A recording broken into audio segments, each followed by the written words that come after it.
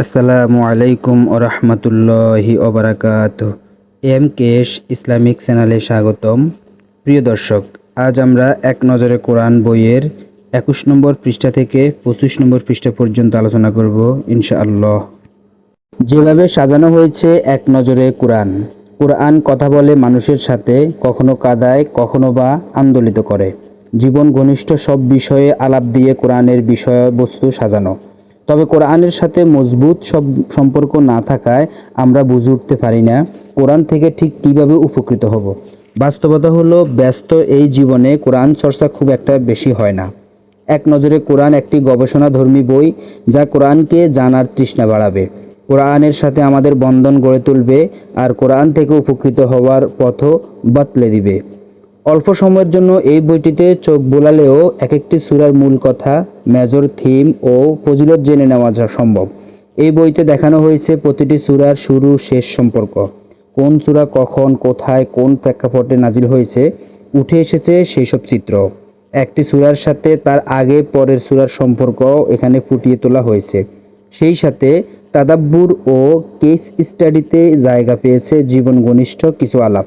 মোট কথা, কোরআনকে যে হাজারো দৃষ্টিভঙ্গিতে দেখা যায়, কোরআনের সাথে যে মানুষের কানেক্টিভিটি এত গভীর হতে পারে তা অনায়াসেই অনুভব করা যাবে ইনশাআল্লাহ। তারতিব বিন নুজুল। সম্পূর্ণ কোরআন একসাথে নাজিল হয়নি। নানা ঘটনার পরিপ্রেক্ষিতে কোরআন এসেছে ধারাবাহিকভাবে। কখনো হয়তো নবীজি মদিনার রাস্তায় হাঁটছেন, এমন সময় নাজিল হয়েছে কয়েকটি আয়াত। আবার কখনো যুদ্ধ থেকে ফিরেছেন অথবা ঘরে বিশ্রাম নিচ্ছেন, তখনই নাজিল হয়েছে গোটা একটি সূরা। এভাবে দীর্ঘ ২৩ বছর ধীরে ধীরে কোরআন পূর্ণ হয়েছে ১১৪টি সূরা দিয়ে। নাজিলের এই ধারাবাহিকতার ভিত্তিতে কোন সূরাটির ক্রমিক নম্বর কত, তার আগে ও পরে কোন সূরা নাজিল হয়েছে, তাই জানানো হয়েছে এই অংশে। তারতিব ফিল মুসহাফ। শুরুর দিকে কোরআনের বিভিন্ন অংশ ছিল বিক্ষিপ্ত অবস্থায়। পরবর্তী সময়ে আবু বকর রাদিয়াল্লাহু তাআলা এক খণ্ড কোরআন সংকলন করার উদ্যোগ নেন। তবে সেই কাজ ওসমান রাদিয়াল্লাহু তাআলা খেলাফত পর্যন্ত গড়ায়। ওসমান রাদিয়াল্লাহু তাআলা এর শাসনামলেই কোরআন সংকলনের কাজটি পূর্ণতা পায়। এই জন্য বর্তমানে আমরা যে কোরআনটি হাতে নিয়ে পড়ি, সেটিকে উসমানী মুসহাফ বলা হয়। বর্তমান কোরআন মাজিদের বিন্যাস অনুযায়ী সূরা নম্বর এবং তার আগে পরের সূরার নাম কি তা জায়গা পেয়েছে তারতিব ফিল মুসহাফ অংশে। এক নজরে প্রতিটি সূরা কখন, কোথায় নাজিল হয়েছে সেই তথ্য দেওয়া হয়েছে এই অংশে। পাশাপাশি সূরাটির আয়াত সংখ্যা, সূরার নাম্বার জানিয়ে দেওয়া হয়েছে, অর্থাৎ প্রতিটি সূরার একটি সংক্ষিপ্ত পরিচিতি তুলে ধরা হয়েছে এখানে। নামের রহস্য। সূরার নামকরণের ক্ষেত্রে গ্রহণ করা হয়েছে নির্দিষ্ট কিছু পদ্ধতি। অনেক ক্ষেত্রেই সূরার মূল থিমের ভিত্তিতে নাম নির্ধারণ করা হয়েছে। উদাহরণ হিসেবে বলা যায় সূরা নিসার কথা। নিসা অর্থ নারী। এই সূরাটিতে বিশেষভাবে স্থান পেয়েছে নারী সম্পর্কিত আলোচনা, তাই সূরার নামও হয়েছে নিসা। কখনো আবার নাম দেওয়া হয়েছে সূরার ভেতরকার বিশেষ কোনো ঘটনার দিক ইঙ্গিত করে, যেমন সূরা বাকারা। বনী ইসরাইলের গাভী জবাইকে কেন্দ্র করে একটি ঘটনা এই সূরার বিশেষ আকর্ষণ, সেদিকে ইঙ্গিত করেই এই সূরার নাম বাকারা বা গাভী। নামের রহস্য অংশে কোনো সূরার নামকরণ কিভাবে হলো তাই দেখানো হয়েছে। Major theme.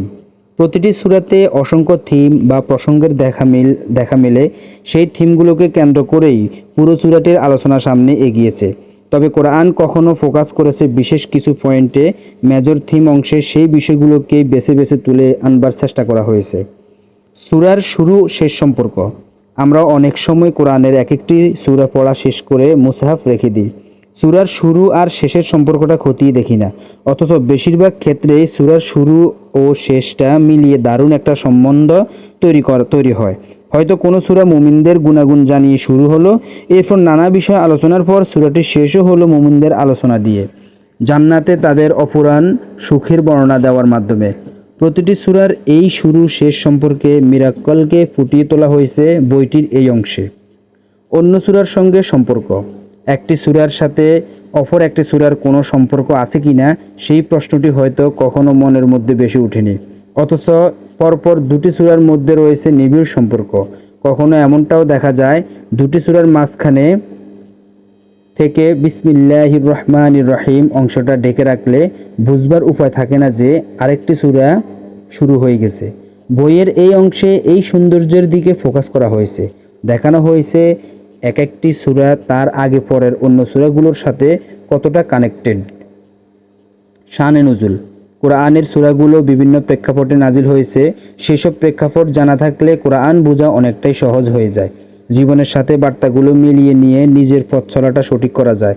বইটির শানে নুজুল অংশে চেষ্টা করা হয়েছে কোরআনের 114টি সূরার ক্ষেত্রেই সেই প্রেক্ষাপটকে সামনে হাজির করবার। সিগমেন্ট, প্রতিটি সূরাকে 3টি সিগমেন্ট বা পর্বে ভাঙা হয়েছে, যাতে অল্প কথায় প্রতিটি সূরার ব্যাপারে আগাগোড়া একটা ধারণা পাওয়া যায়। এতে যে কোনো সূরা খুব সহজে অনুধাবন করার সুযোগ হবে ইনশাআল্লাহ। ফজিলত, কোরআনের সব সূরাই বরকতময়, তবে কিছু সূরা রয়েছে যেগুলোর ব্যাপারে রাসূল সাল্লাল্লাহু আলাইহি সাল্লাম আমাদেরকে বিশেষভাবে কিছু ফজিলত জানিয়ে দিয়েছেন।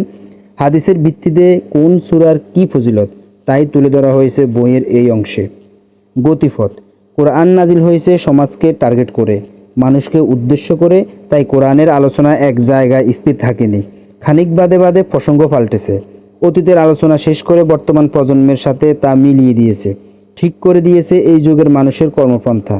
বইয়ের এই অংশে আলোচনা এগিয়েছে একটি সেন্ট্রাল থিমকে বৃত্তবন্দি করে, তার সাথে জুড়ে দেওয়া হয়েছে 4টি সাব থিম। এরপরই সেই সাব থিমগুলোকে সংক্ষিপ্ত পরিসরে ব্যাখ্যা করা হয়েছে।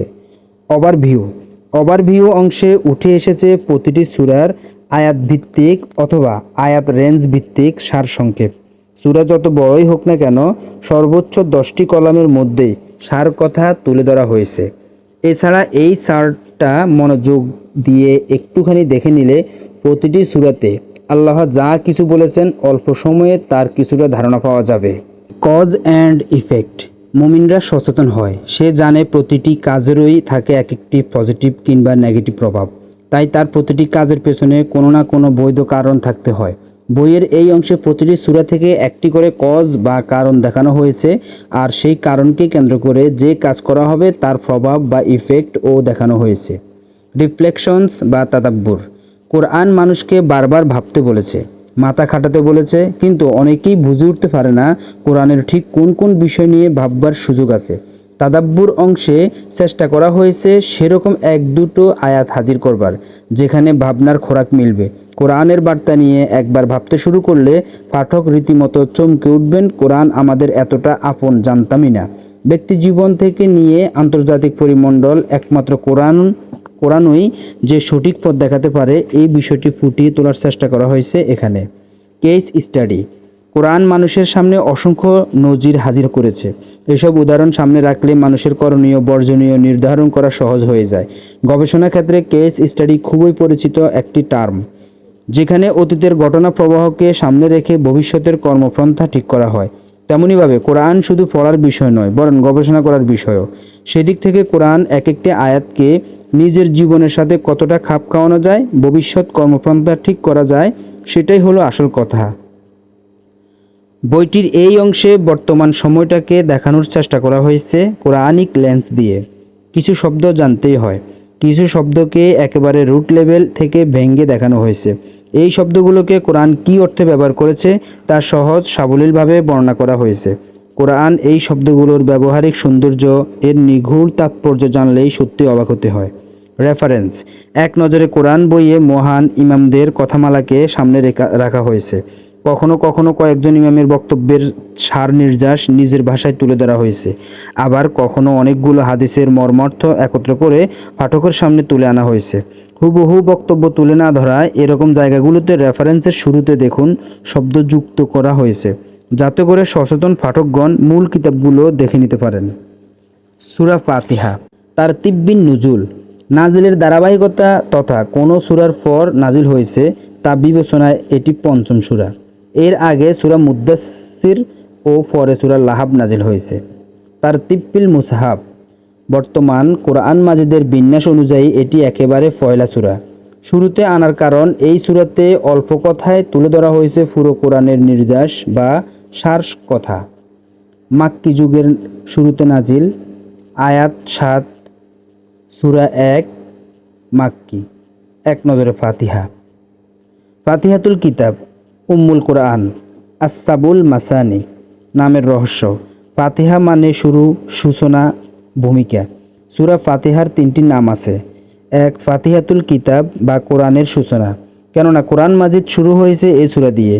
উম্মুল কোরআন বা কোরআনের মূল, কেননা গোটা কোরআনের মূল মেসেজ এতে অল্প কথায় জায়গা পেয়েছে। আর 3 নম্বর আসসাবুল মাসানি বা বারবার পাঠ করার 60টি আয়াত, কেননা সূরা ফাতিহার 60টি আয়াত আছে যেগুলো প্রতি নামাজে বারবার পড়তে হয়। দেখুন তিরমিজি 3124 নম্বর হাদিস, বাগাবি তাফসির 1 নম্বর খণ্ডের 70 নম্বর, ইবনু কাসির তাফসির 1 নম্বর খণ্ডের 145 নম্বর। Major theme: 1. আল্লাহকে চেনা, তার প্রশংসা ও বড়ত্ব ঘোষণা করা। 2. কেবল তারই গোলামি করা, তার দুয়ারে হাত পাতা। 3. দিনরাত তার কাছে সঠিক পথের দিশা চাওয়া।